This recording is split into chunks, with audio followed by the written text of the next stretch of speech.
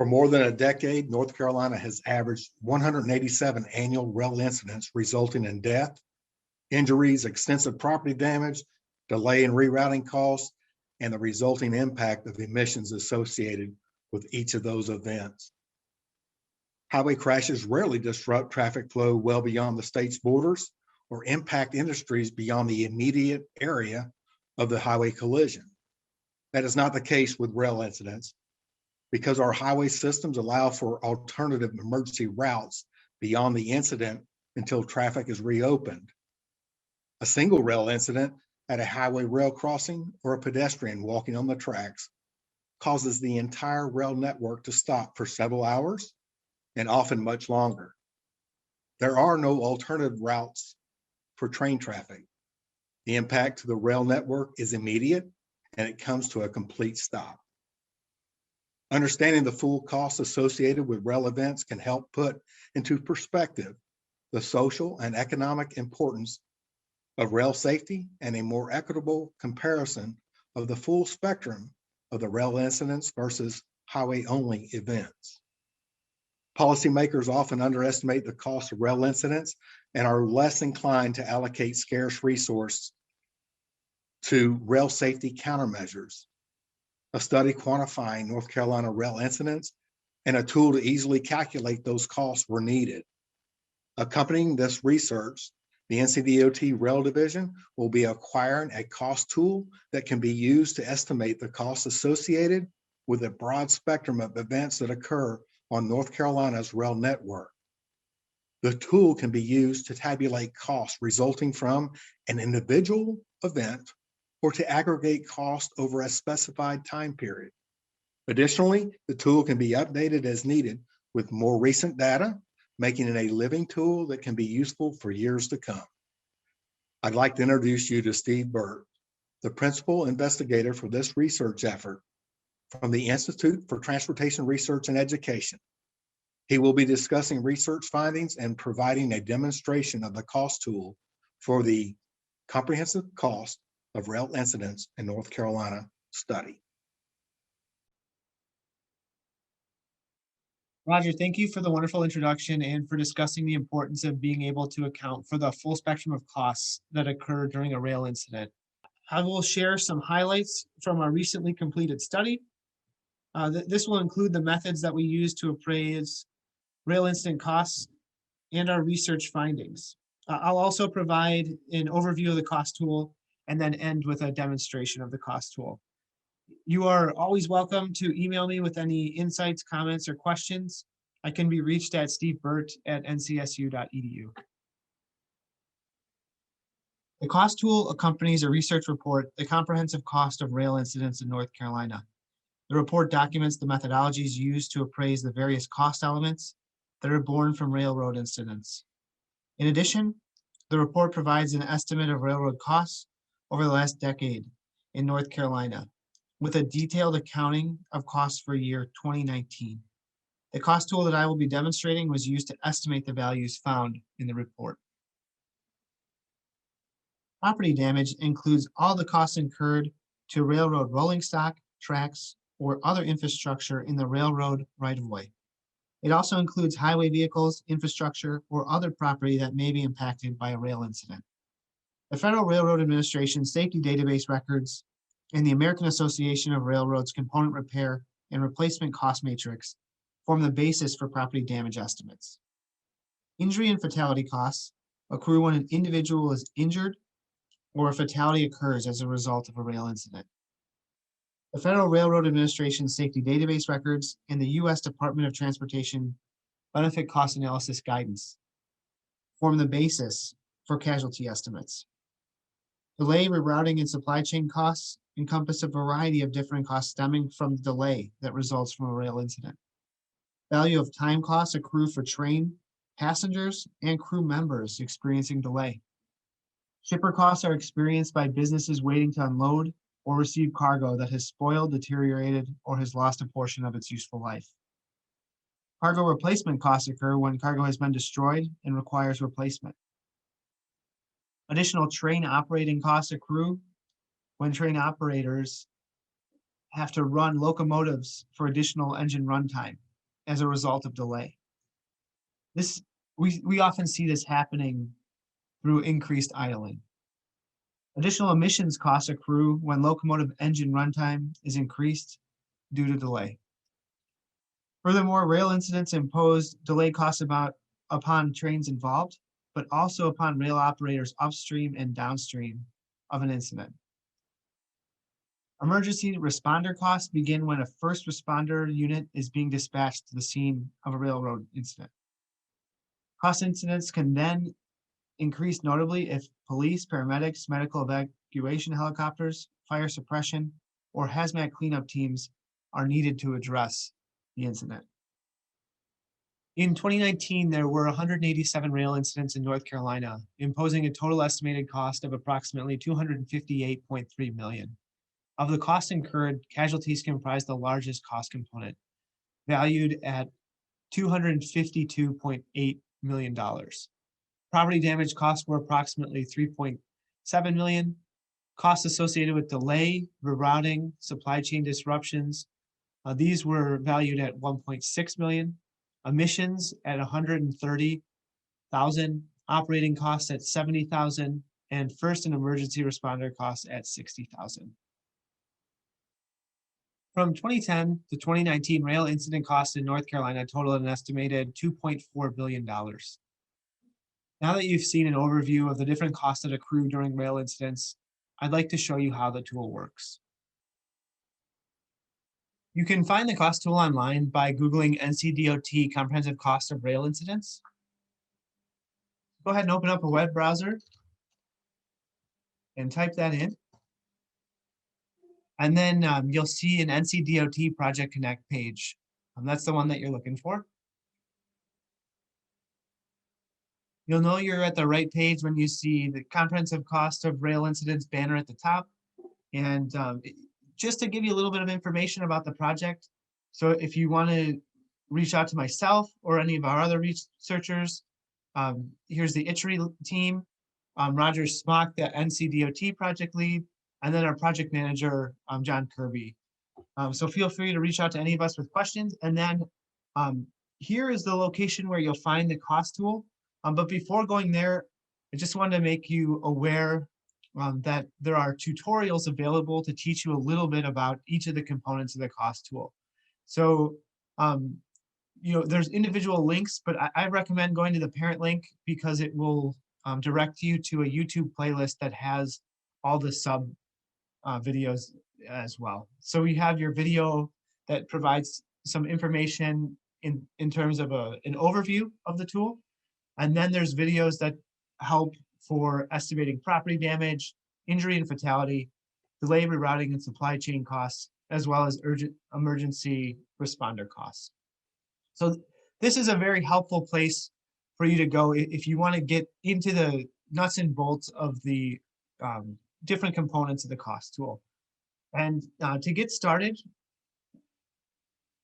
you're going to want to click on the NC Rail Cost tool. You'll notice in the lower left corner, you should see an Excel file. It's an Excel spreadsheet tool that we'll be using. So now that you have your tool available, we're going to go ahead and get started with a demonstration of how the tool works. The cost tool was designed to be a plug-and-play tool that allows users to input statistically expected values or custom values to appraise rail incidents. You'll see that the cost tool is hosted in an Excel spreadsheet format. It uses drop-down menus for entering input information.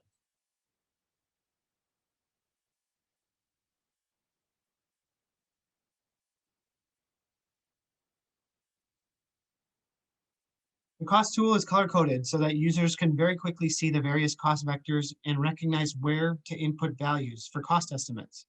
For example, we can see that property damage cost estimation is denoted by midnight blue, and casualty cost estimation is demarcated by dark green. As appraisal values are input into the tool, their information is used to tabulate total cost outputs shown in Part 5.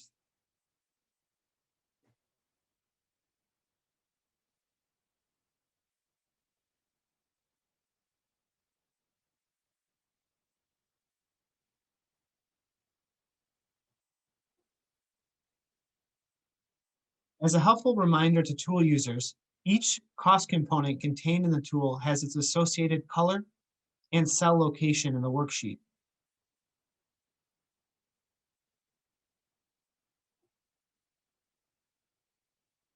The first tab provides instructions for the user. It provides general instructions and guidance for estimating costs associated with specific cost components. There are also some helpful guidelines to live by when using the tool. The first suggestion is to follow color indications. For example, if you've ever seen The Wizard of Oz, then you'll remember to follow the yellow brick road. All of the yellow cells in this workbook denote cells where input values are permitted. The second suggestion is to remember your left and remember your right. The left side of the worksheet contains areas where appraisal values can be input. Meanwhile, the right side of the tool contains values that can be used as benchmarks to guide you through the process.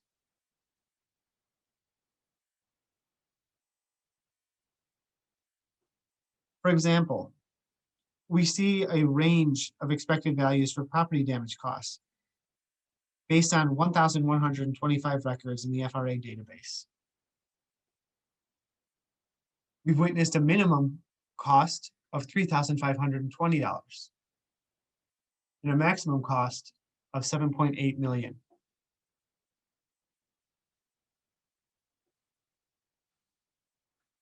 So putting it together, here are the things to remember for the cost tool. Color coding is meant to guide you through the numerous components of the cost tool. Each cost component is color coded. Also remember the Wizard of Oz saying, follow the yellow brick road. The yellow cells will be locations where you can input values. Don't forget to look to your left and to look to your right. The left side of the tool provides areas where you can input values, where the right side of the tool provides benchmark values for you to consider while you are adding these values. Finally, customization is available through drop-down menus as well as supporting tabs in the workbook. Supplementary tabs are available for estimating property damage, casualties, and delay and rerouting and supply chain cost elements. For more information about cost estimation for the various components, for property damage, casualties, delayed rerouting and supply chain, or first and emergency responder costs, see the video tutorials that discuss each of these cost components to greater length. You've gotten the chance to get an overview of the tool and to learn about the different cost elements that should be considered when accounting for the comprehensive cost of rail incidents. Now I'd like to demonstrate how to use the cost tool to appraise the cost of a rail incident that occurred in Kernersville, North Carolina. To demo this tool, we're going to use a publicly available news article of an incident that occurred in Kernersville during August of last year. We can see from the news article that there are some pertinent pieces of information that will help us with our analysis. We can see the incident involved a freight train collision with a tractor trailer. Information in the article shows us that this incident has resulted in a fatality of a truck driver. And when reading the article, we see that emergency officials responded at 3:30 p.m. and that the scene was closed through the night. So let's see how we can take this information and use it to help us with an appraisal that can be generated through the cost tool. Property damage costs, part one of the tool. We have three options for tabulating property damage costs associated with a rail incident. So we're gonna use our Kernersville example and let's see what information we have. We see that a train collided with a tractor trailer. That's about all the information we have for the type of incident that occurred. So instant damage is unknown. We could potentially use this option. It allows us to select from a range of default values. These benchmark values can be shown here. They were tabulated from 1,125 instances of train incidents in North Carolina from 1990 to 2019, all converted to 2020 dollars. The minimum incident is 3,500, maximum incident 7.8 million, and then a range of values in between. Always recommend using the median value when there's no information available. So keep that in mind. Another option is if costs are known, we can enter the dollar value here. This would be the instance if we were able to get cost records from the report of the incident itself. We do not have that in this instance, so we're going to not choose this option. Option C, build a more in-depth custom estimate of incurred damages using the property damage custom tab.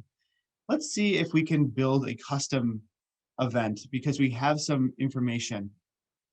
You can navigate to the property damage custom tab. Another way is to use the shortcut button. So what we want to do is we want to read through and see if any of these variables apply. Number of train cars releasing hazmat, no. Number of locomotive units derailed or damaged. That is a yes. We do have one. If you look at the picture of the incident, it's hard to see. This is actually the locomotive unit. You can go to the news article itself and see more pictures that would clue you in that, yes, the front car or the front locomotive collided with the tractor trailer. So we're going to go ahead and use that value. We want to enter a custom. One locomotive unit was damaged. Number of loaded freight cars, no. Number of empty freight cars damaged, no. Number of train cars derailed, damaged, no. Now, moving to the next step. Type of rail incident. Yes, we have a head-on collision that occurred. Did the incident involve a highway rail collision? Yes, it did. The type of user involved, this was a truck trailer, and there was no hazmat released. So now we have our damage cost available here. We can navigate back to move to the next step of the cost tool. Part 2, casualty value inputs. We're going to use the green table to determine if there's any costs associated with injuries or fatalities. Before we do that, please take a look and you'll notice that there are two types of injury scales that we can report with. One is the CAPCO scale, the other is the maximum abbreviated injury scale. The reason why the tool was developed this way, oftentimes you'll get police report data that's provided with CAPCO injury information. So if you were to get that information from the scene of the event, it could crosswalk very quickly. Also commonly used in other instances is the maximum abbreviated injury scale. This is based on a value of statistical life. So, fatality being somebody loses their entire or the full value of statistical life, and other levels of injury from level 1 to level 5 valued accordingly. So remembering back to our one fatality that's occurred, we're going to put that here.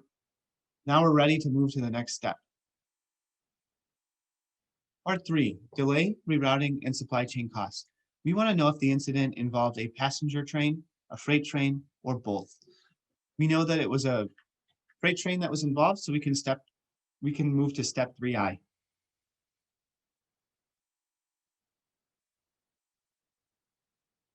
This part of the tool is available to calculate value of time costs, or the costs associated with humans being held up during a train incident and not being able to get to where they need to go.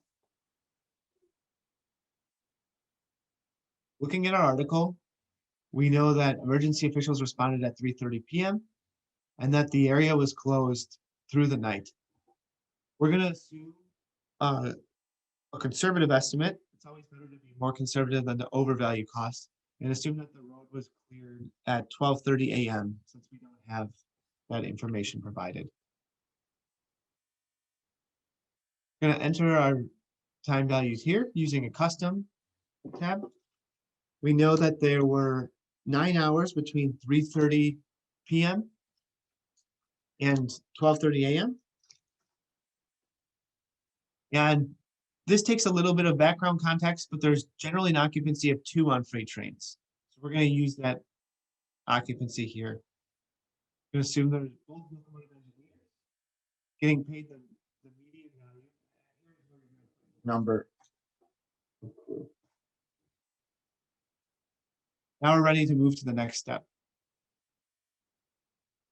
This part of the tool can be used to calculate shipper costs, or those associated with opportunity spoilage and useful life. Essentially, the longer it takes for cargo to get to its destination, the greater the opportunity cost and the greater the loss of useful life for that cargo. Good way to think about that is if a train is carrying a shipment that a firm needs in order to sell to make a profit, they can't sell that and earn their profit, and they can't use those profits for a part of their business venture. Additionally, the freight train could be carrying an important part of supply chain. So as it's held up, that factor of production cannot be used, and it holds up business operations. So we can tabulate those costs using this part of the cost tool. We always want to check to see if we have any information first, and we do not. We don't know the number of train cars. We don't know the amount of cargo being moved, but that's okay. We can use our default values that were assembled through literature and data review. First, our value of freight cargo per ton. We're going to want to use the default value.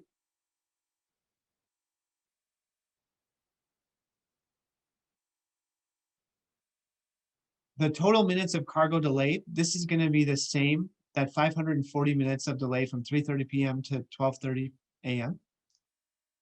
And so if you have any questions about the default values, you can always see your benchmark on the tables to the right. You'll notice the default values are colored in. This information comes from the literature and data review that was conducted as part of the Comprehensive Cost of Rail Incidents Project. And for more in-depth methodology, please review the report. Now we are going to look at our replacement for damaged or destroyed cargo. This goes above and beyond shipper costs. Shipper costs are applied to all the cargo that's being moved. All the cargo loses a small fraction of its useful life, or there's an opportunity cost associated with it not getting to its destination. This really hones in on the specific cars that were damaged or destroyed. We know from our incident that only the first locomotive was damaged in that head-on collision with the tractor trailer. So we can go ahead and skip this section and leave it blank. Upstream effects are associated with the delay that's inflicted upon the next train that is coming through the area. Because of the accident that we experienced in Kernersville, there is a delay of 9 hours. And how does that impact other trains? The way I like to put this in context is to take a look at our existing amount of delay, 540 minutes, and compare that to our benchmark values, what we typically see for delay. You'll see this is way at the higher end of the spectrum, 540 minutes. It's in between actually the top two highest. So let's keep that in mind as we're coming up with our estimate for upstream effects. Total minutes of delay upstream, we do not know that, but we can say, okay, based on our existing amount of time delayed, we think this is going to be in the 90th percentile. And that's, again, that's because that 540 minutes falls between that highest segment of delay.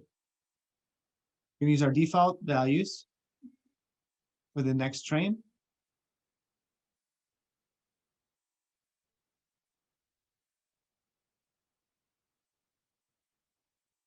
So now what we've just tabulated, in addition to our freight train cargo not making it to the next location, there's also going to be a cost of $13,000 associated with an upstream effect of that cargo being held up and not making it to that location on time.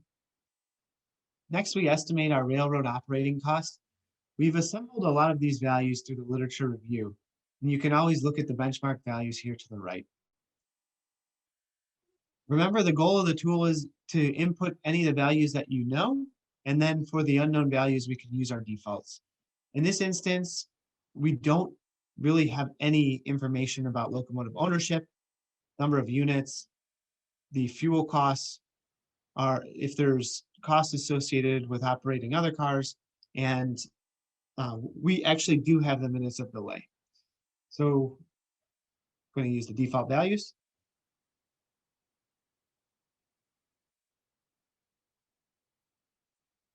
And again, these are the costs that are imposed as a result of that 540 minutes of delay. In addition to operating costs, we have environmental or social costs that result from emissions. And these emissions occur from the additional idle or additional runtime for that increment of being delayed 9 hours on the tracks. We use our default values.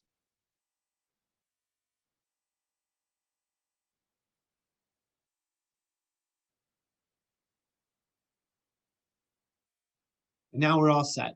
These values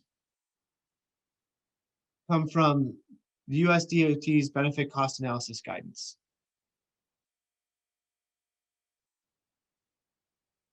We've now made it to the last part of the cost tool, part 4, first responder and emergency costs. We'd like to estimate the costs associated with dispatching emergency personnel to the scene and having them respond to the incident from dispatch to close. Let's get a little bit of context information before we begin. We need to determine if it's a low, medium, high, or very high impact event. We know that this incident was a vehicle strike and that it resulted in a fatality. So we're going to choose our high impact event.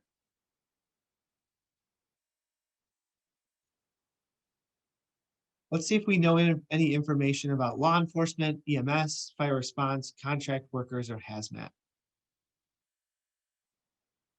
All we know is that emergency officials responded, so we're going to use the tool's default values. For this section, we're going to use the mean.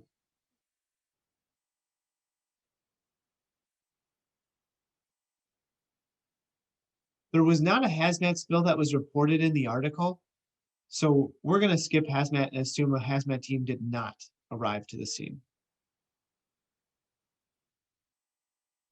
Time involved. This is where we can use really good context. Emergency officials responded at 3:30 p.m. and we made the assumption that everything was cleared up at 12:30 a.m. Law enforcement generally is available for the entire duration from dispatch to close. So we're going to use that full 9 hours. And again, remember our units were in minutes here.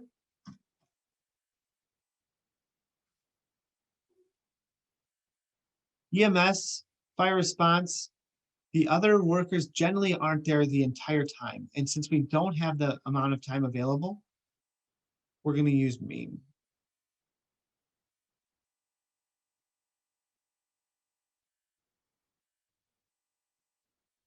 And this is the actual cost that accrue. We don't know the salaries. We're going to use median.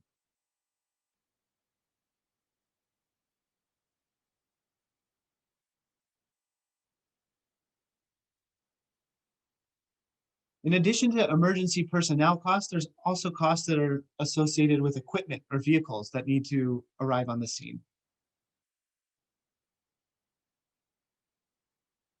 We're going to use the default values or the mean.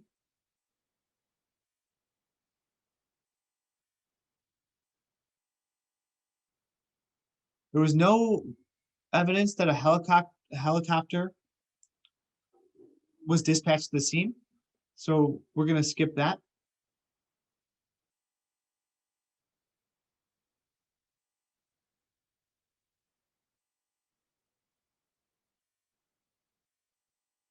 And for our total time in minutes, again, we're going to use the default value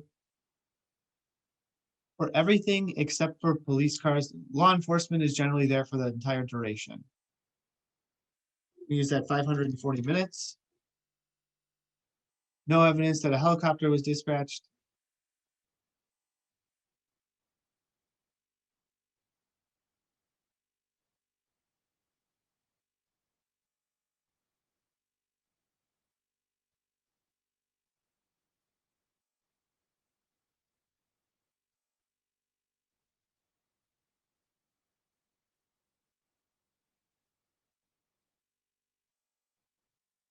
Now that we've concluded with the tool, we can see our cost output summary.